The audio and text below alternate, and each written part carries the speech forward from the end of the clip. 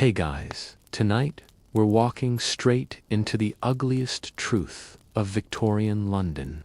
Not the romantic version with foggy street lamps and fancy carriages, but the real one. The city that ran on coal dust, child labor, disease, and desperation. Where the rich slept above ground and the poor barely survived beneath it. Where the Thames wasn't a river, it was an open sewer. And where survival depended on how invisible you could become. This isn't just boring history. This is the kind of history that makes you grateful for your bed, your clean water, and the fact that you aren't breathing in smoke from 10,000 chimneys right now. If this kind of slow, dark, forgotten history helps you wind down at night, go ahead and hit subscribe. You'll be hearing stories you were never meant to hear. And in the comments, tell me where you're listening from and what time it is where you are right now. I want to see how far this fog reaches. Now turn your lights down a little, let your room fade away, and step with me into a sleeping city that never really slept at all. Welcome to Victorian London.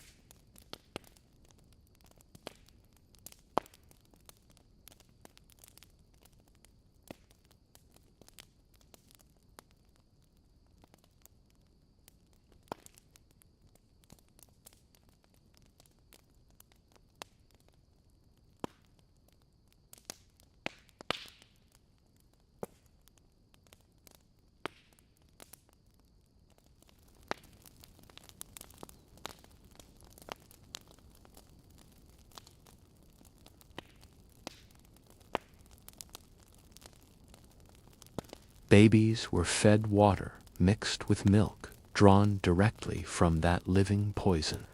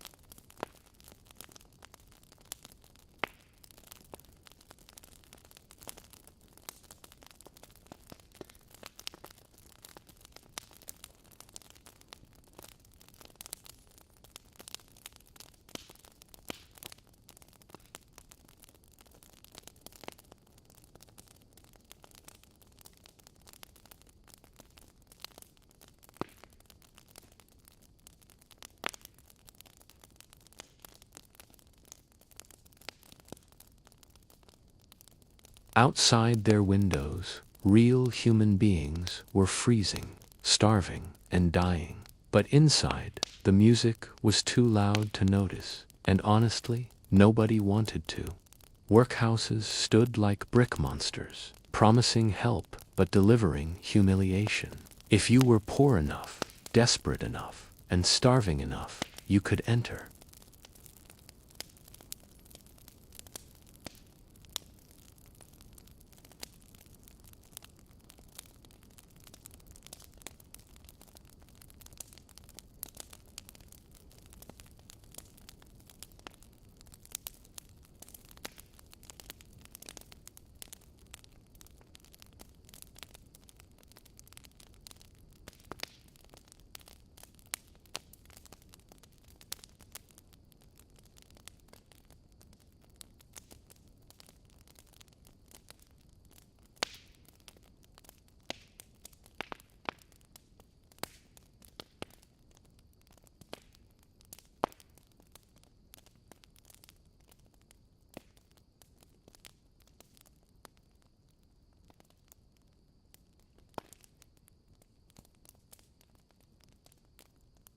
Pickpockets worked in pairs. One distraction, one touch, and your wallet was gone before your brain even processed the movement.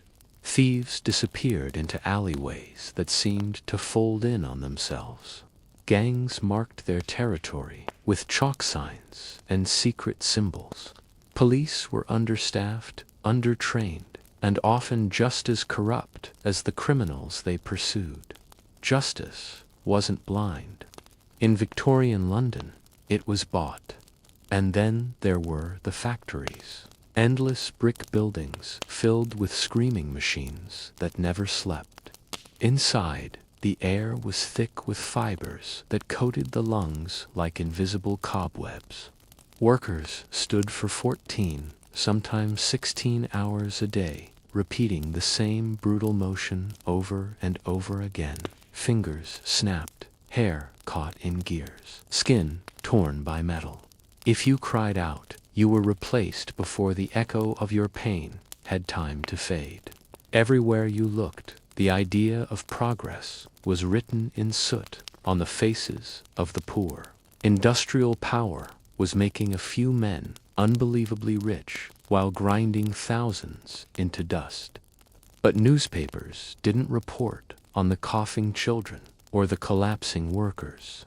They celebrated new railways, new machines, new profits, and so the illusion lived on, while thousands quietly disappeared beneath it.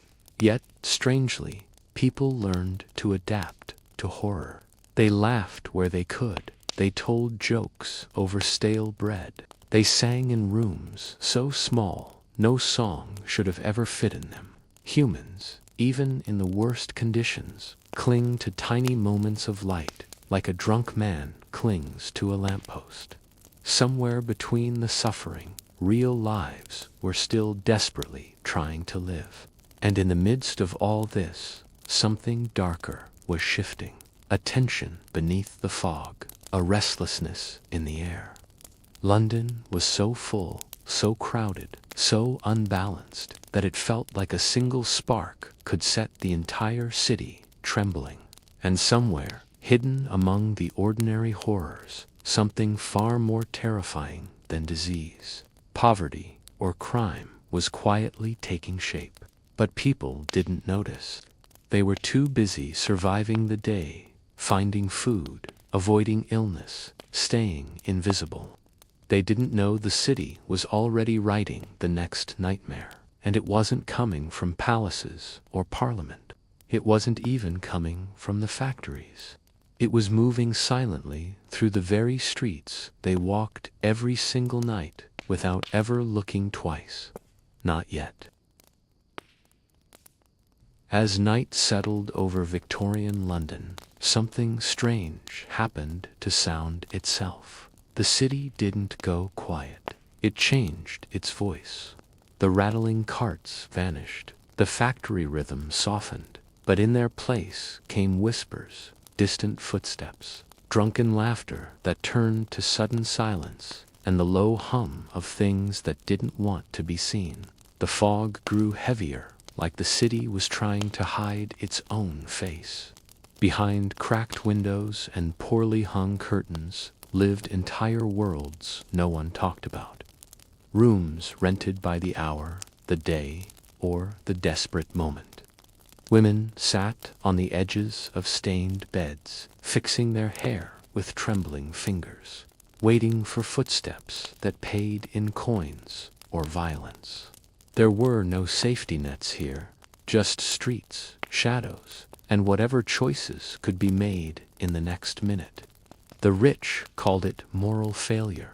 The poor called it survival. Markets that buzzed with life in the morning turned haunting at night. Rotten produce mixed with damp wood and old blood. Rats owned the cobblestones like tiny, confident landlords.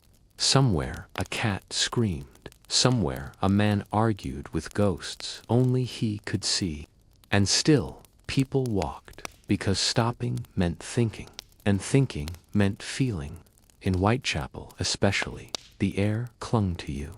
Even your skin felt heavier, like it wanted to run away from you. This was a place you passed through quickly, eyes down, shoulders tense, praying you didn't stand out. Women moved in pairs whenever possible, though it rarely helped. Men drank harder, here, laughed louder, as if volume was protection. Police lanterns cut thin tunnels of light through the darkness, but they were more scenery than safety. Everyone knew the truth. Help arrived late, if at all. Half of them couldn't read. The other half didn't care. And the criminals, they grew brave in that indifference. They learned the patterns, the blind spots, the gaps where no one watched. Strangely, newspapers had begun to change tone as well. More ink on crime stories, more words like mystery, horror, unexplainable.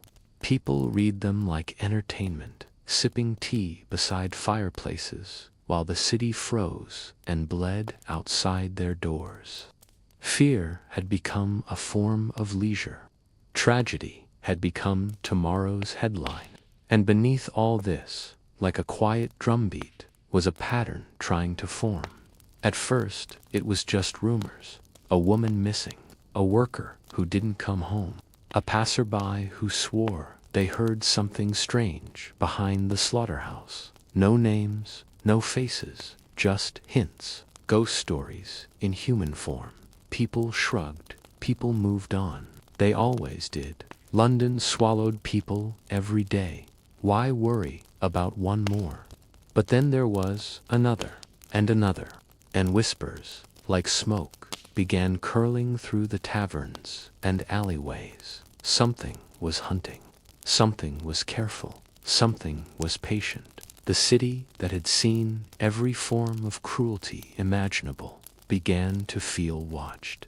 Even the criminals walked a little faster. Even the drunks looked over their shoulders. For the first time in a long time, London wasn't just dirty or dangerous. It was nervous.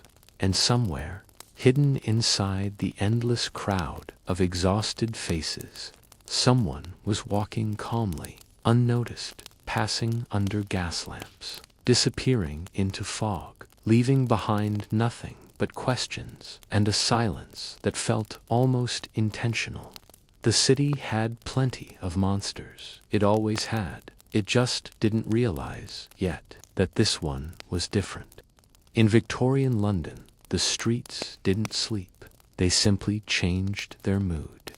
During the day, the city pretended to be civilized. Gentlemen in top hats, ladies holding parasols, children reciting verses in neat school uniforms. But as the sun dipped below the rooftops, a different London woke up, a quieter, darker one that smelled of coal smoke, damp bricks, and secrets that had nowhere else to live. Gas lamps flickered like nervous eyes lining the narrow alleyways, throwing long, trembling shadows onto the cobblestone roads. Every footstep echoed as if the city itself was listening.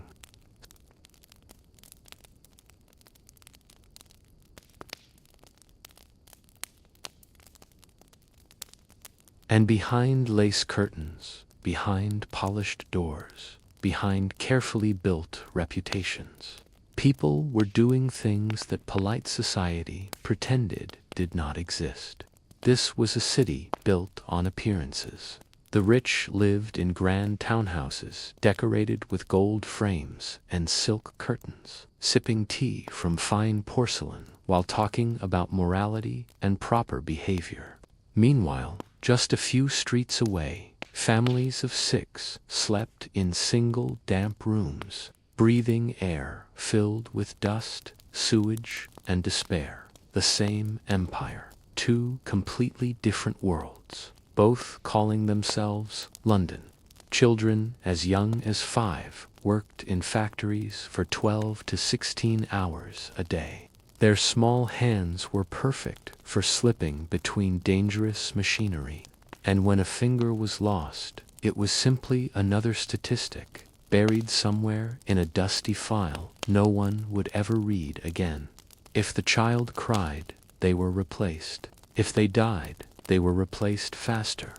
Profit did not pause for grief. Down by the River Thames, the water moved slowly, carrying with it a strange mixture of mud, waste, animal remains, and human neglect. The water wasn't just dirty, it was poisonous, but the same river filled drinking jugs, washed clothes, and cooled overheated machines. The city was literally drinking its own sickness every single day, and somehow acting surprised when thousands fell ill. And yet, on the other side of that same river, inside candlelit mansions, dinners were being held with 10 different forks per person. Politicians spoke of honor. Industrialists spoke of sacrifice. Not their own, of course, but the necessary sacrifice of workers, of children, of entire neighborhoods. They called it progress. They called it the price of greatness, but they never paid it themselves. At night, music drifted from elite ballrooms, violins whispering dreams into crystal chandeliers, while champagne filled the veins of people who would never know hunger. Outside those walls, women stood in the shadows, selling their bodies for a crust of bread, a place to sleep, or sometimes just the temporary illusion that someone still noticed they were alive. Crime was not an exception, it was routine. Pickpockets moved like ghosts through crowds. Gangs controlled certain streets the way kings ruled countries. And somewhere out there in the fog, men with unknown faces walked with unknown intentions, giving birth to urban legends that still haunt history books. London didn't just create monsters, it learned how to live with them comfortably. The newspapers loved these stories. They called them entertainment for the masses. Sensational headlines sold better than truth. Every murder, every scandal, every disappearance became just another exciting tale to read with morning tea. Real suffering had turned into casual morning gossip. Ink on paper was worth more than the lives it described. Factories roared through the night, powered by coal and desperation. The sky above the city turned a permanent shade of gray, blocking out the stars like a ceiling of smoke. People forgot what clean air smelled like. They forgot what silence felt like. They forgot that life could be soft, slow, and gentle instead of loud, rushed, and merciless. And still, London called itself the greatest city in the world, the heart of an empire, a symbol of civilization. But if you listened carefully, between the sound of steam engines and church bells, you could hear something else.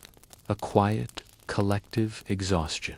The sound of a human price being paid day after day, so others could build their empires in comfort.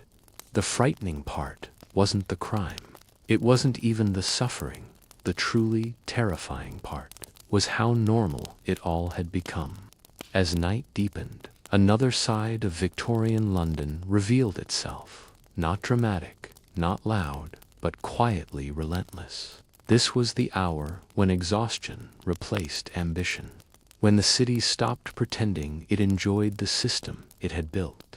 Workers stumbled home through narrow lanes, boots scraping against stone. Shoulders slumped, not from age, but from repetition. Every day felt the same. Wake before sunrise. Work until the body ached. Sleep just enough to repeat it again. Hope was not something people expected. It was something they learned to stop asking for. Inside cramped tenements, entire families shared single rooms with walls that sweated moisture. The air was thick, heavy, and unmoving. Mattresses were thin, often shared in shifts. One person slept while another worked. Privacy did not exist. Silence did not exist. Coughing echoed through the night, a constant reminder of lungs slowly filling with soot and disease. Tuberculosis, cholera, typhus, these weren't feared surprises. They were expected visitors, arriving eventually, like unpaid bills no one could avoid. For the poor, darkness was never peaceful. It was dangerous. Streets without lamps became traps.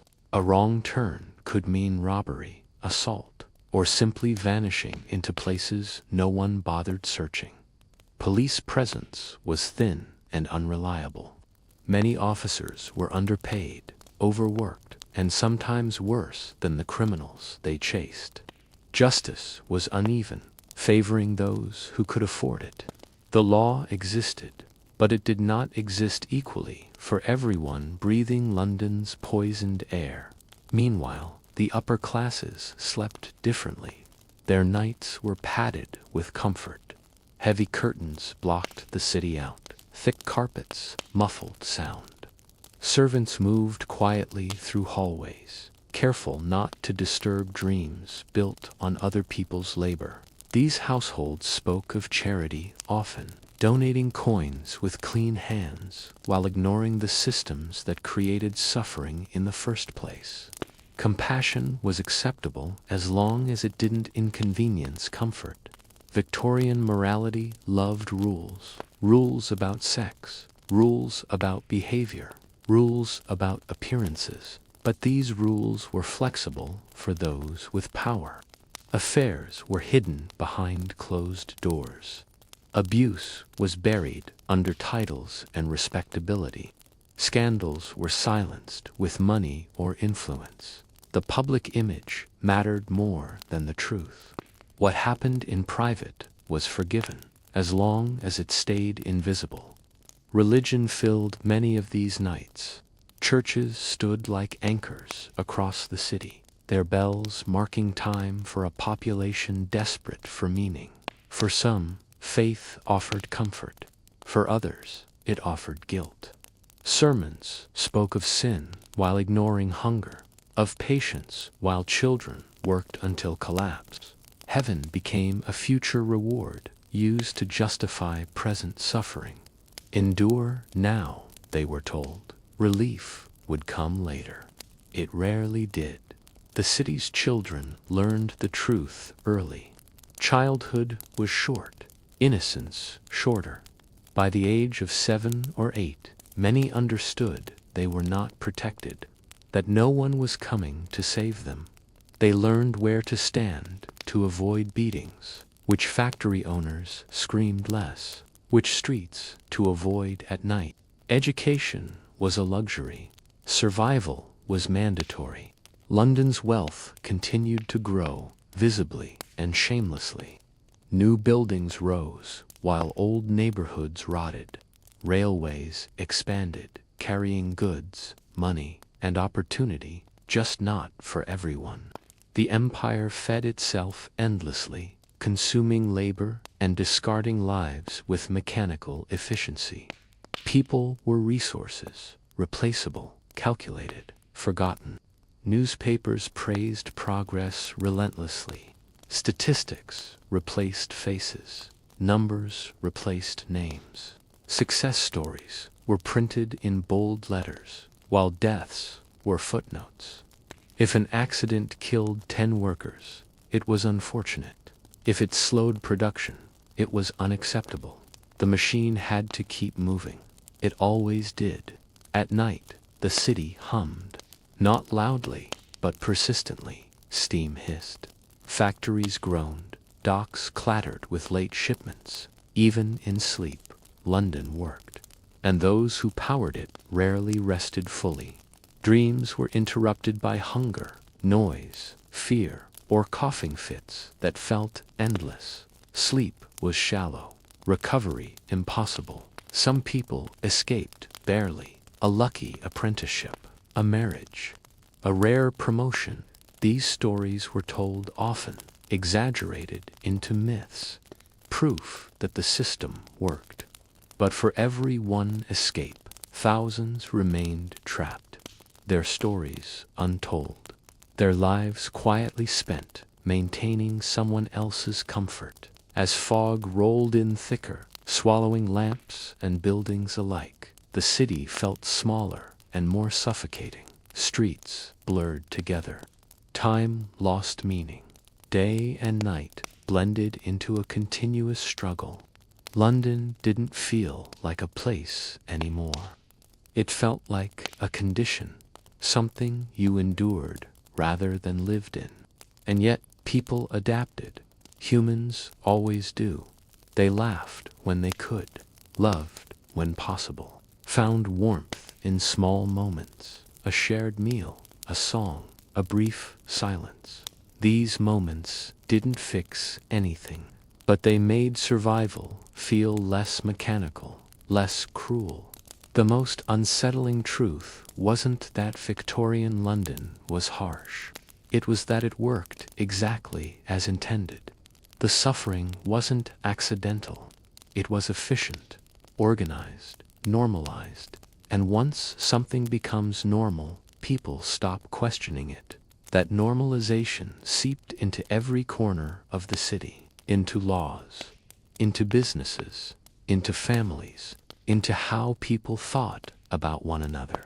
Worth was measured by output.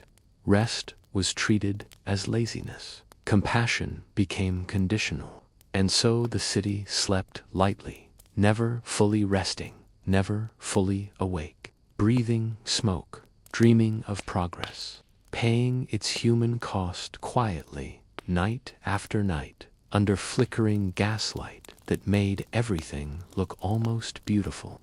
If you didn't stare too closely, by the middle of the night, Victorian London reached its most honest state. Not dramatic, not violent, just tired. This was when the city stopped performing and simply existed. Streets emptied, but the silence was never complete. Somewhere, something was always moving.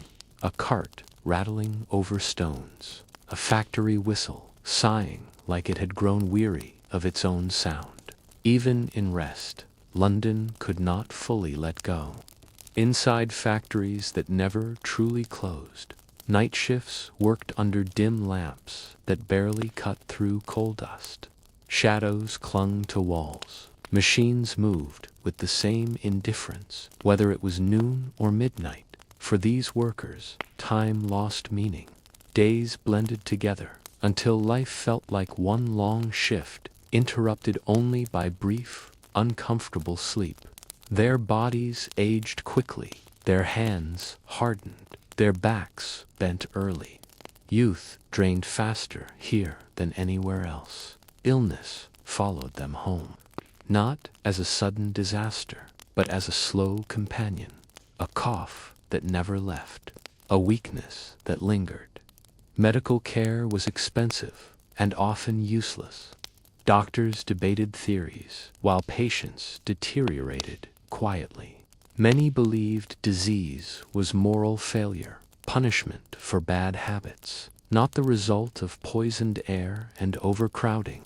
Blame was easier than responsibility. Women carried a different burden. Many worked just as long, just as hard, for less pay and less protection.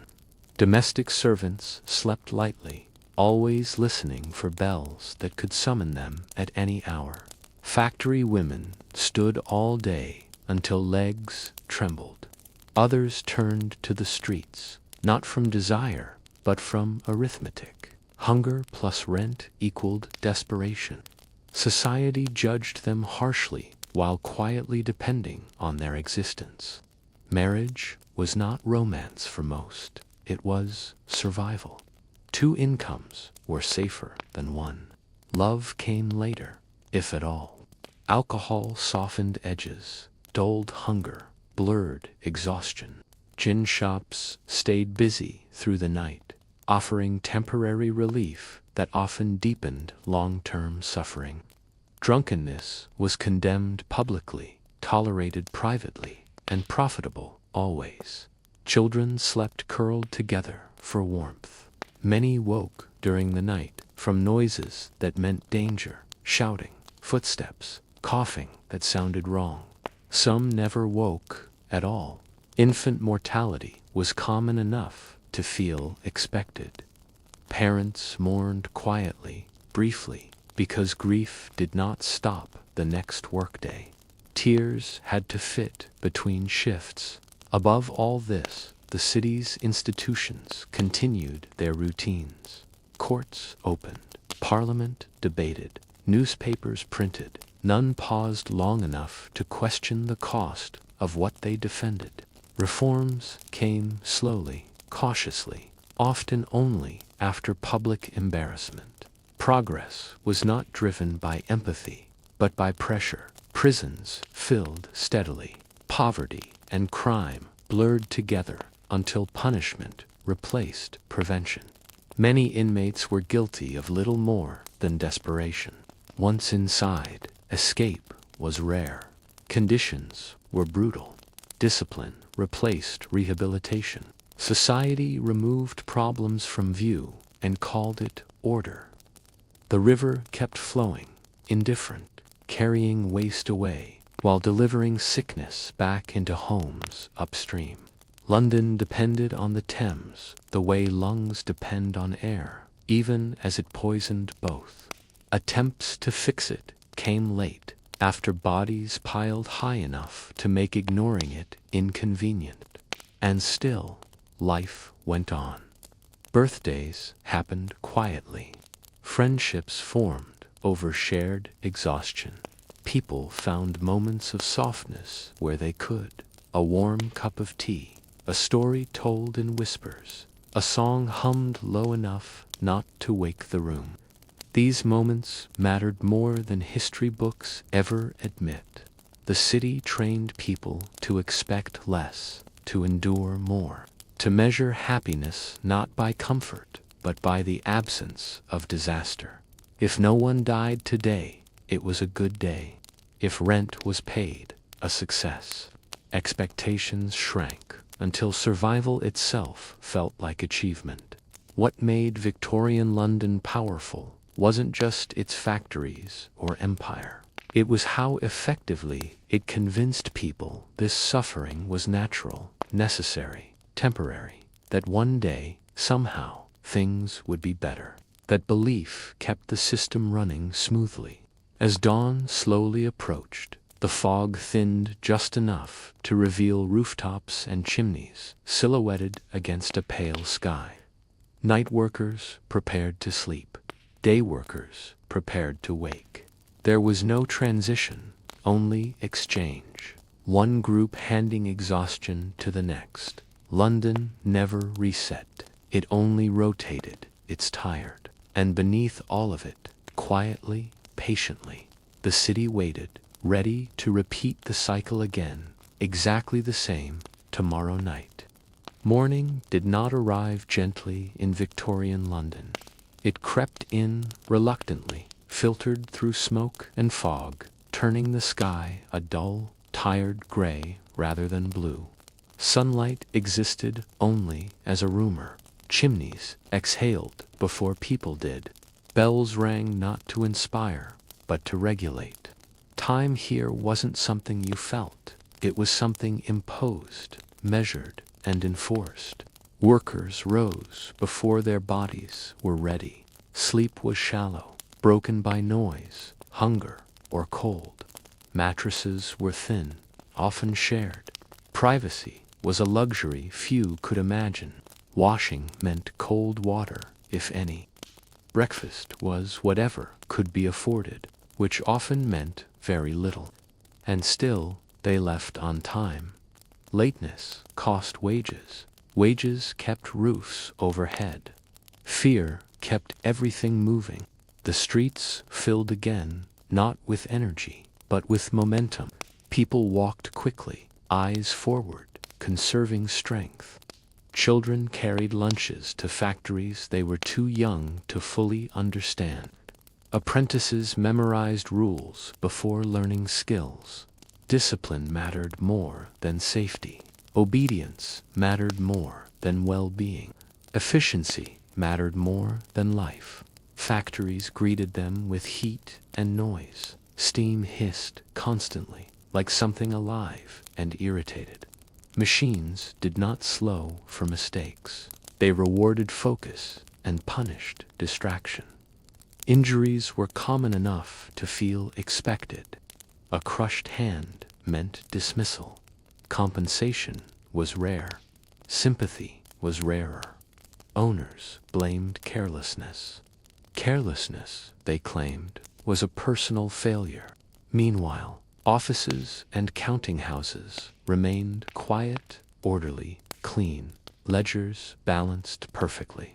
Profits were celebrated with calm satisfaction. Numbers moved upward while bodies broke downward. Distance made this possible. Those who benefited rarely saw those who paid, and when they did, they looked away quickly. Religion tried to fill the gaps. Churches offered comfort, structure, and explanation. Suffering was reframed as virtue. Endurance became moral strength. Promises were made about rewards later, somewhere else. For many, faith was the only thing not controlled by employers. It gave meaning when reality offered none. Education existed, but unevenly. The wealthy learned Latin, literature, science. The poor learned obedience, if they learned at all. Knowledge was power, and power was protected. Literacy spread slowly, carefully, never fast enough to threaten order. Still, ideas leaked. Newspapers passed hands. Rumors traveled faster than reform. Women managed households that barely functioned, stretching meals, reusing fabric, turning leftovers into dinners.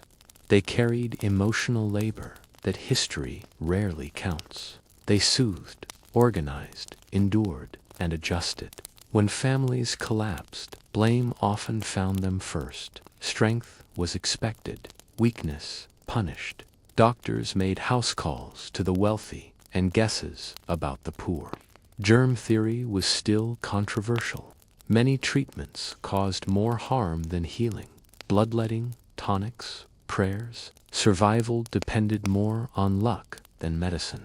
People learned not to expect cures, only relief if they were fortunate. Death was familiar. Funerals were brief.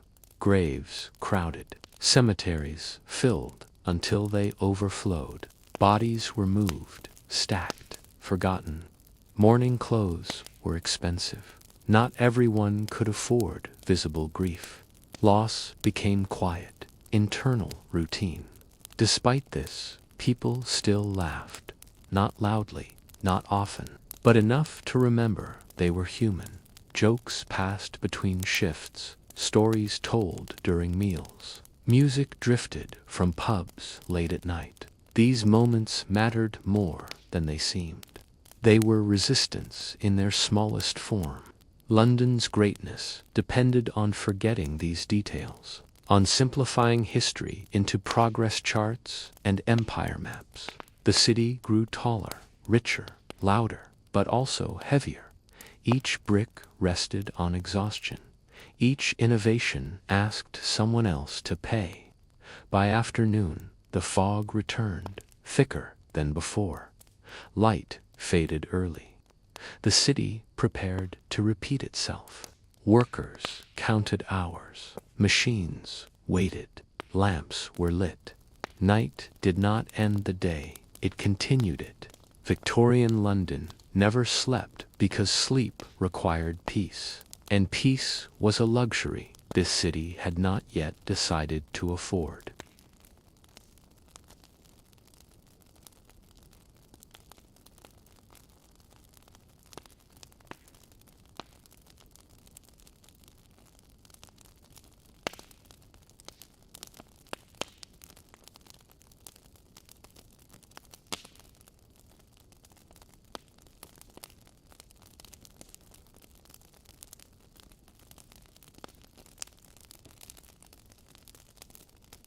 At this hour, the city felt less like a place and more like a machine cooling down.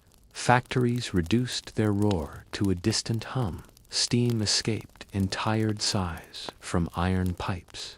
The endless motion of the day finally slowed, not out of mercy, but necessity.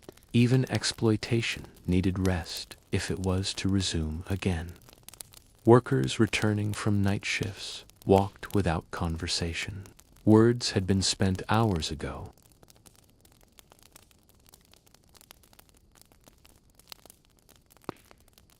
Faces were blank, not from emptiness, but from overload.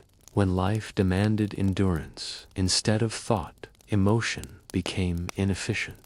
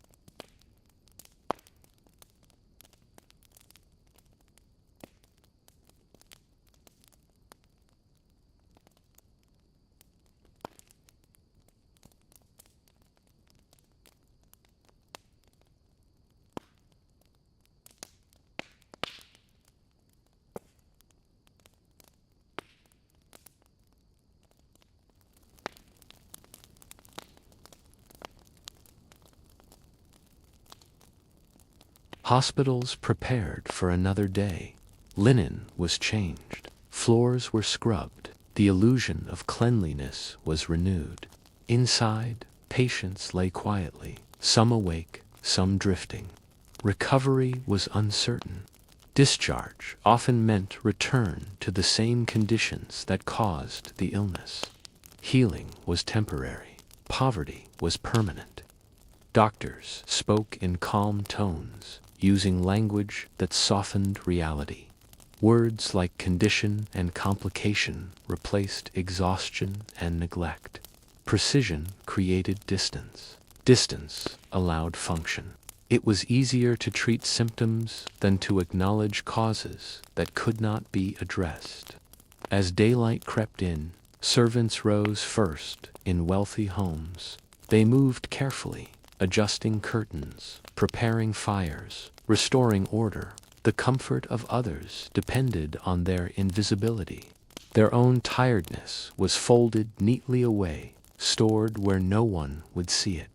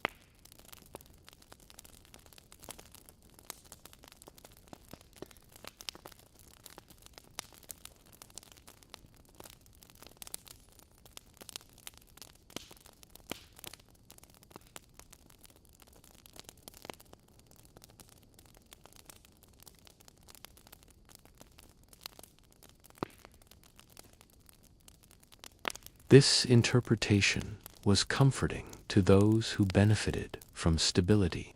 For everyone else, it was simply another explanation they could not afford to argue with.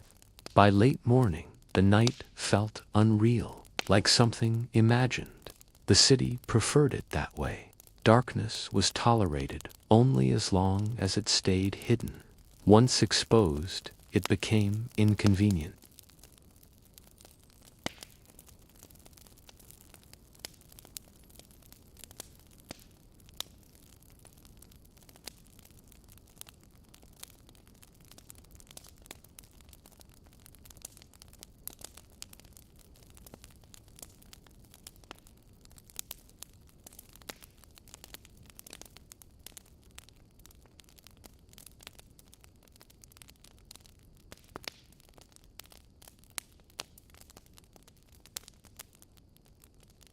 What made the city truly dangerous was not violence or disease, but normalization. When suffering became expected, it stopped registering as urgent. When injustice became routine, it lost its name. London did not collapse under this weight. It expanded, it refined, it perfected the art of continuing. And that is why it endured. Not because it was humane, not because it was just, but because it learned how to function without caring.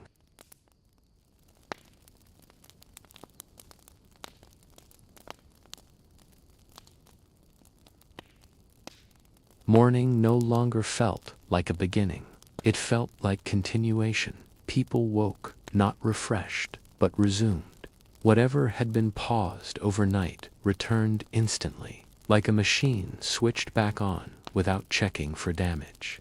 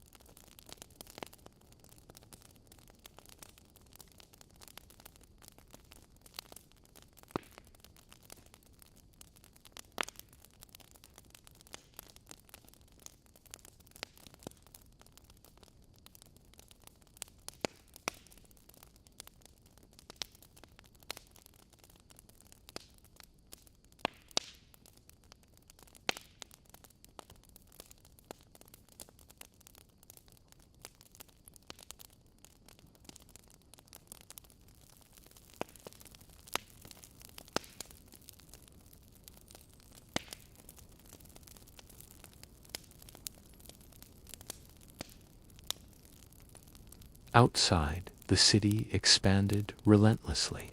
New streets appeared. Old neighborhoods vanished. Progress arrived without permission, removing homes with the same indifference it showed toward lives.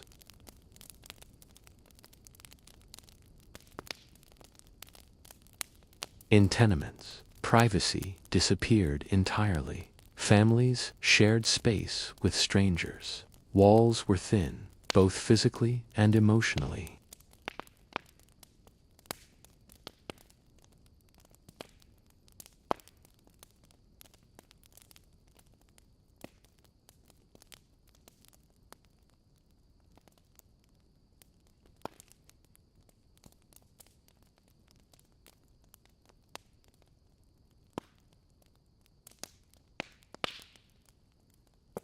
Burial became routine.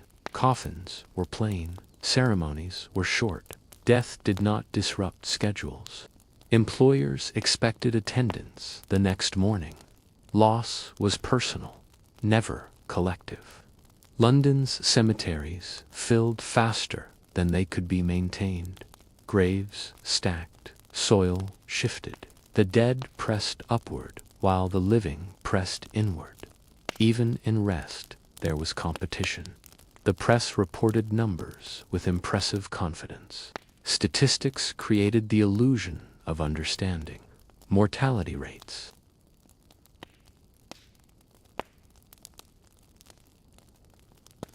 Numbers felt clean. They avoided moral complication.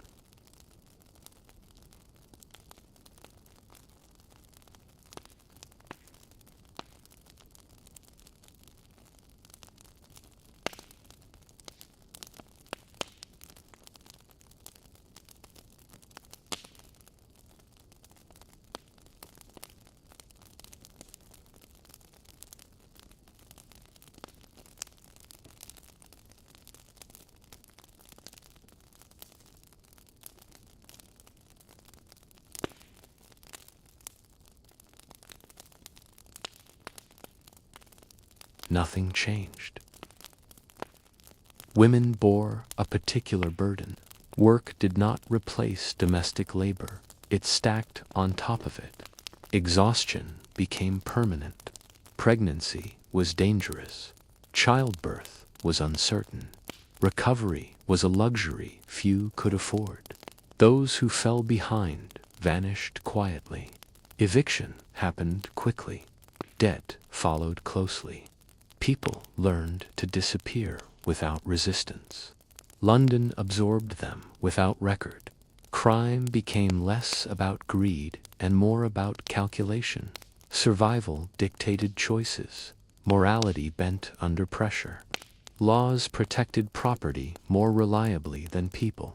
Justice favored those who could afford patience. Prisons filled steadily. Conditions inside mirrored conditions outside, only more concentrated. Reform was discussed in theory, postponed in practice.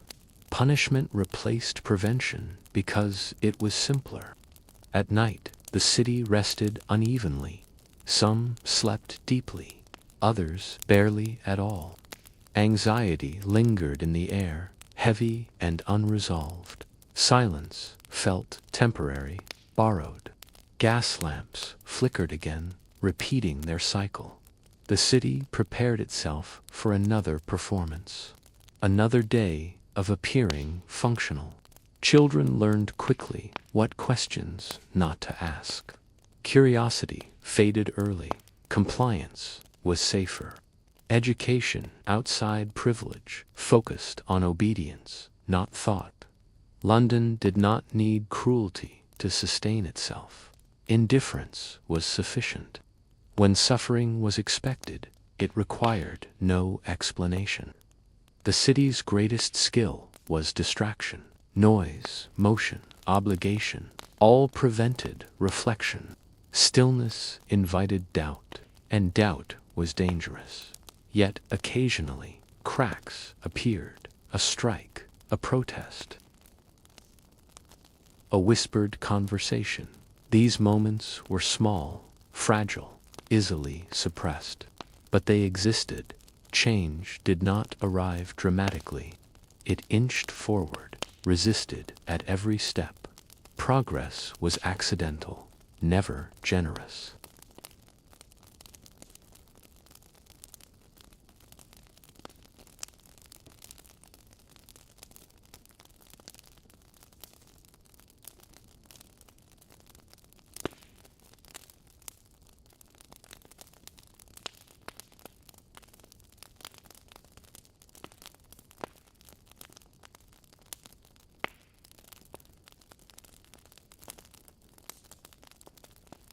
Because once a system learns how to ignore suffering efficiently, it never fully forgets. By the late Victorian years, London had mastered something far more dangerous than industry or empire. It had mastered endurance, not strength, not courage, but the ability to continue without questioning why. The city learned how to function while exhausted, how to breathe through damage, how to normalize pressure until it felt invisible. Survival became routine. and anything routine stopped feeling urgent. People no longer imagined different lives. They imagined manageable ones. A day without injury, a week without illness, a year without eviction. Dreams shrank until they fit inside reality, without resistance. Hope became quieter, less demanding, easier to ignore. And when hope stops asking questions, systems stop offering answers. Time moved strangely in the city. Years passed, but days felt identical. Progress existed on paper, in speeches, in exhibitions, showcasing innovation. On the streets, change arrived slowly and unevenly, like sunlight struggling through smoke. Most people lived entire lifetimes without experiencing the future promised to them. Children grew into adults who never remembered rest. Adults aged into elders who were rarely allowed to stop. Work shaped posture, speech, and expression. Hands stayed rough. Backs stayed bent. Faces stayed tense. Even during silence, the body remembered labor long after the mind tried to forget it. Public celebrations continued. Parades marched. Flags waved. London presented itself as confident and triumphant. But beneath the surface, the city moved with caution, like something injured but unwilling to admit it. Every improvement came with anxiety. Every reform arrived late and incomplete. The wealthy rarely noticed the difference. Distance insulated them. Comfort blurred responsibility. It was easy to believe progress worked when it worked for you. Inequality survived, not through cruelty alone, but through separation. Different streets, different schools, different risks, different consequences. The poor did not ask for pity. They asked for stability, something predictable, something lasting. Charity offered moments. The system offered cycles. Relief came temporarily, but conditions remained unchanged. It was not starvation that terrified people most. It was uncertainty. Illness continued its quiet movement through the city. Doctors improved. Knowledge expanded, but access remained unequal. Recovery depended on location, income, and timing. Disease did not discriminate, but treatment did. Survival still felt uneven, almost arbitrary. The river kept flowing, carrying away waste and memory alike. It had seen generations come and go, untouched by ambition. It reflected gaslight and moonlight with equal indifference. People blamed it for sickness, but rarely questioned why it was allowed to become dangerous in the first place. Crime slowly shifted shape, less spectacle, more desperation. Theft remained common, not out of rebellion, but necessity. Law enforcement focused on order, not justice. Quiet suffering rarely qualified as urgency. Women aged faster than men, carrying work inside and outside the home. Their labor remained invisible, unpaid, expected. Strength became assumption rather than achievement. Exhaustion became personality. Their contributions kept households alive while remaining largely unrecorded. Faith offered comfort to some, resignation to others. Churches filled and emptied. Sermons promised meaning beyond suffering, but rarely challenged its source. Belief helped people endure, but endurance was never the same as fairness. London expanded outward, swallowing villages, fields, and silence. The city grew larger, but not lighter. Noise replaced birds, smoke replaced sky, convenience replaced reflection. Growth was celebrated without pause. New generations inherited the same streets, the same pressures, the same expectations. Progress arrived slowly enough that no one noticed when it stalled. History felt distant, even as it repeated itself daily. The city became efficient at forgetting. Individual lives blurred into statistics. Tragedy shortened into headlines. Memory compressed into archives few would ever read. Forgetting was not accidental, it was practical. And yet, despite everything, people continued. They laughed when they could, loved when allowed, rested when exhaustion forced them. Humanity survived in fragments, in shared meals, quiet kindness, moments stolen back from routine. London never collapsed, it adapted. That was its most impressive and unsettling quality. It absorbed suffering and kept moving. It learned how to survive without resolving the damage that made survival necessary.